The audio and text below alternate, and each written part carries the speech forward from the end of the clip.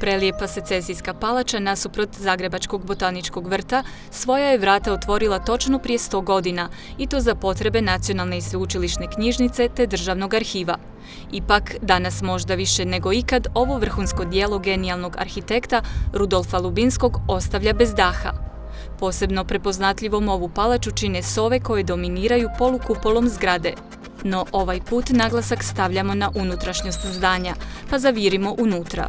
Evo sada kad smo ušli u zgradu, u palaču Lubinski, krenut ćemo od ovog središnjeg dijela koji spaja, u biti ovaj središnji dio spaja sjeverno i južno krilo i tu se nalaze 6 dvorana, atri, katalozi, dvorana za izdavanje knjiga, mala čitaonica, profesorska čitaonica i velika čitaonica.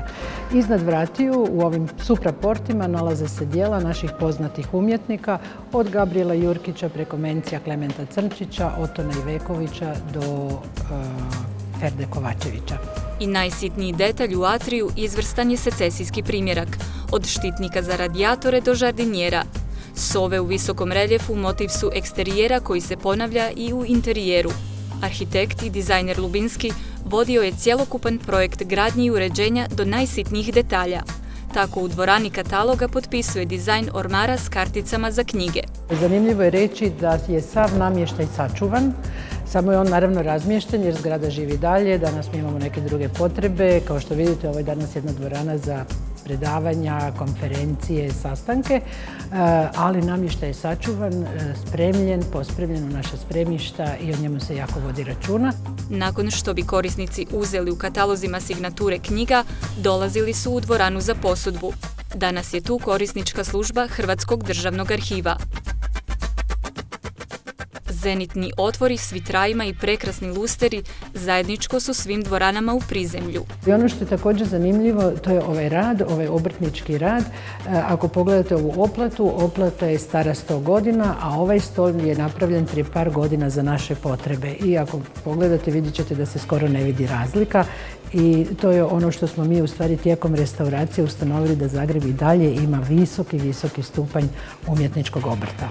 Nakon što je Nacionalna sveučilišna knjižnica preselila u novu zgradu, 1996. započela je restauracija palače Lubinski. Spomenimo da je gradnja i oprema ovog velebnog zdanja trajala 33 mjeseca, a prva faza obnove čak 8 godina. Ali vrijedilo je. Profesorska čitaonica sada sjaji starim sjajem, zbog čega slike Ivana Tišova, dopremljene iz Pariza davne 1911. dolaze do punog izražaja.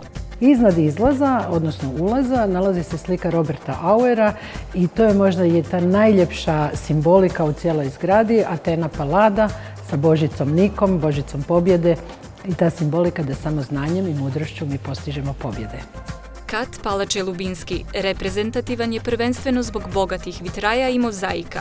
Staklo koje vidite u zgradi, svo staklo, bilo da se radi o običnom staklu, kristalnom staklu ili kristalu, je češkog porijekla, onaj poznati Bohemian staklo, za razliku od zidnih mozaika koji su rađeni od venecijanskog Murano stakla. Većina vitraja rađena je u radionici Koh i Marinković na Novoj Vesi, a mozaike je radila firma Rako. Osim što zgrada zrači skladom i ljepotom eksterijera i interijera, ona je čak i nakon 100 godina savršeno funkcionalna i za potrebe današnjih zaposlenika. On je naime svaki ovaj kat i prizemlje i prvi kat podijelio u 2 etaže. Zašto? Dobio je time visinu etaže od 2 metra, otprilike 20, to vam je otprilike visina ruke. Dakle, sve što trebate dohvatiti možete bez problema dohvatiti. Na taj način je olakšao manipulaciju knjigama i dokumentima, ali isto tako rasteretio nosivost na tom jednom katu. Palača Lubinski koliko god mami svojom ljepotom, toliko i zanimljivim sadržajem. Ovdje se čuva nacionalno blago od 10. stoljeća do danas. Hrvatski državni arhiv javnosti je otvoren uz stručna razgledavanja, a nedavno ga je posjetila i švedska kraljica Silvija.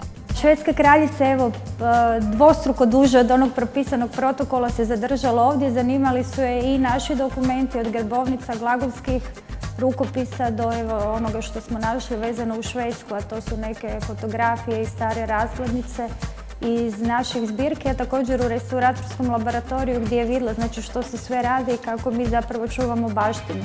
Od La Forestove kamere do nekakvih srednjovjekovnih misala. Ako se tu našlo zanimljivosti i za jednu kraljicu, naći će se sigurno i za vas. Dok se ne odlučite za taj korak, mi vas u sljedećoj emisiji vodimo u razgledavanje velike čitaonice.